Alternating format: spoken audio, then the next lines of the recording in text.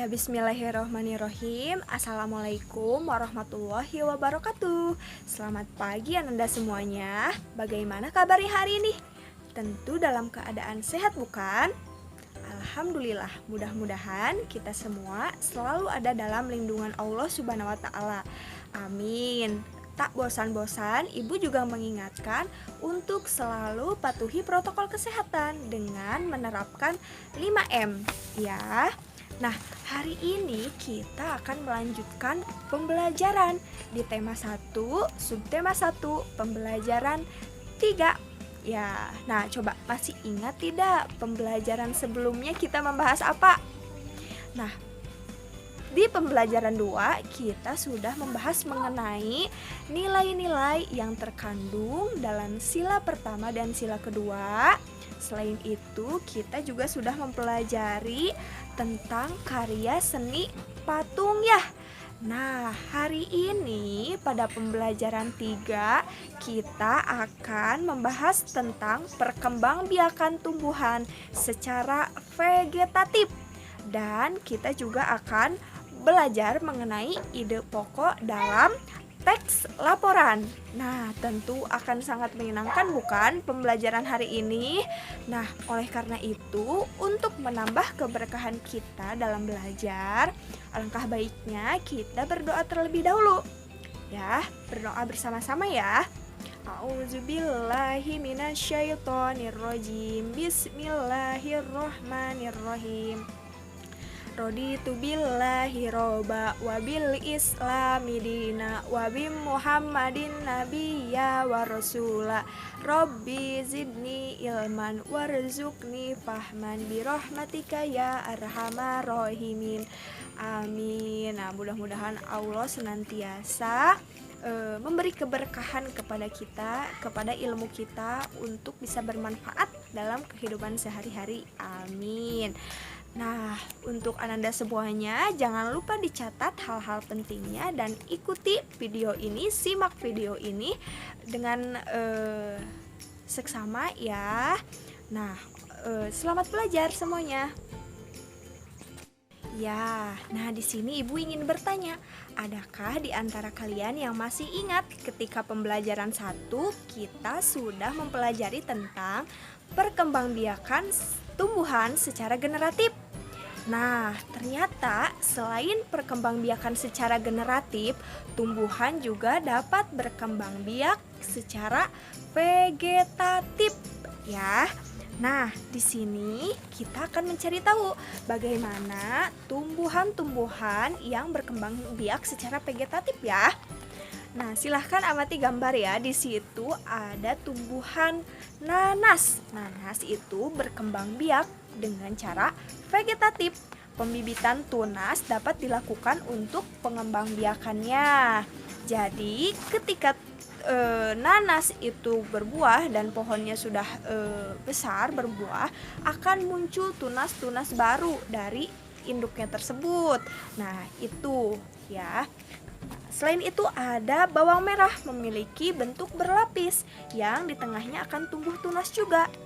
Dan ada pohon pisang berkembang biak dengan cara membentuk anak pisangan pohon yang disebut tunas. Nah, sekarang pertanyaannya, apa sih yang dimaksud dengan perkembangbiakan tumbuhan secara vegetatif itu?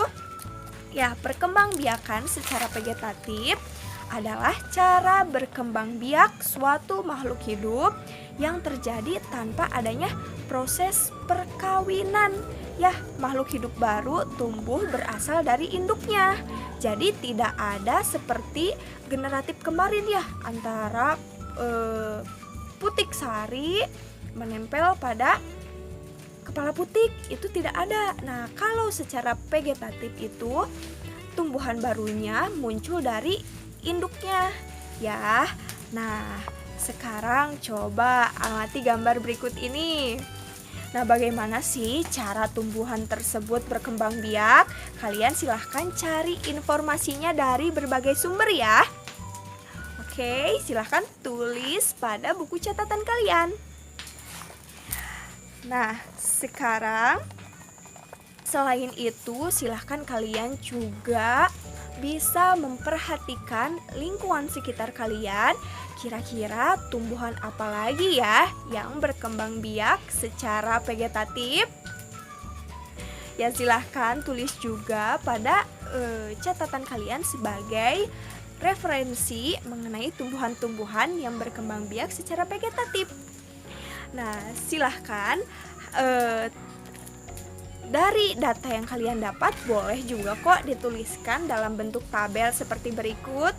Ya, jadi nama tanamannya apa saja, terus cara berkembang biakannya, ya, dan keterangannya atau keterangan itu kalian isi dengan apakah berkembang biak vegetatif secara tunas, cangkok, atau geragi. Nanti ibu akan beri catatannya di luar video ini ya. Nah, selain itu sungguh hebat ya, semua tumbuhan yang diciptakan Allah Subhanahu wa Ta'ala atau Tuhan Yang Maha Esa, tiap tumbuhan memiliki cara yang unik untuk menjaga kelestariannya.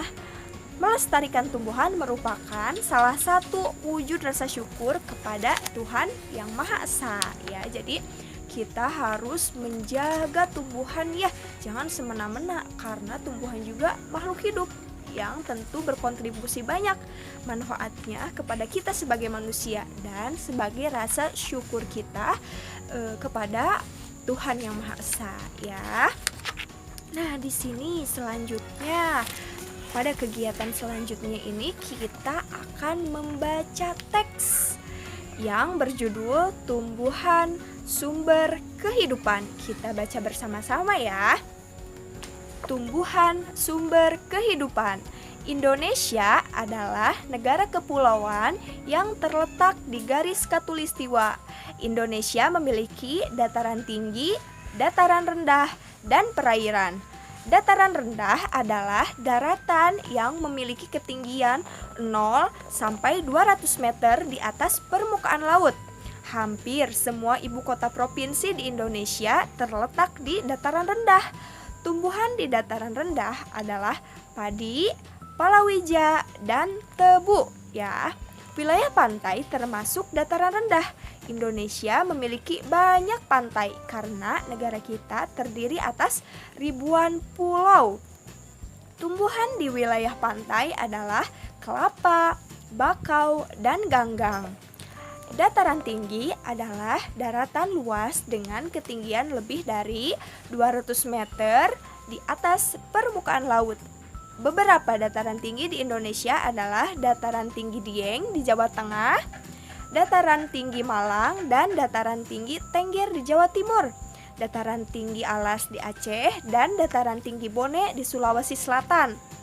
Nah, jenis tumbuhan di dataran tinggi adalah teh, kopi, cengkeh, buah-buahan, dan sayuran. Dapatkah kamu menemukan jenis tumbuhan lain yang terdapat di dataran tinggi dan dataran rendah? Nah, dari teks laporan tersebut ya dijelaskan tentang tumbuhan sumber kehidupan yang sebagai ciri khas dari setiap daerah. Ada yang dataran tinggi itu didominasi oleh padi, palawija, dan tebu, sedangkan di dataran rendah itu seperti teh, kopi, ya buah-buahan dan sayuran ya. Nah, sekarang untuk membuat ide pokoknya, di sini kalian silahkan baca ulang setiap paragrafnya dan tentukan ide pokoknya. Boleh ditulis dalam diagram seperti berikut ataupun ditulis berurutan nomornya ya. Ya, kalau sudah, silahkan catat di buku catatan kalian. Nah, Indonesia memiliki berbagai jenis tumbuhan. Tumbuhan tersebut memberikan bahan makanan yang berlimpah dan manfaat lainnya. Bagaimana kita mensyukurinya? Nah, hari ini kita belajar banyak sekali ya dari mengetahui tumbuhan itu berkembang biak secara vegetatif, dan kita juga mengetahui bagaimana sih mencari ide pokok dalam sebuah paragraf ya.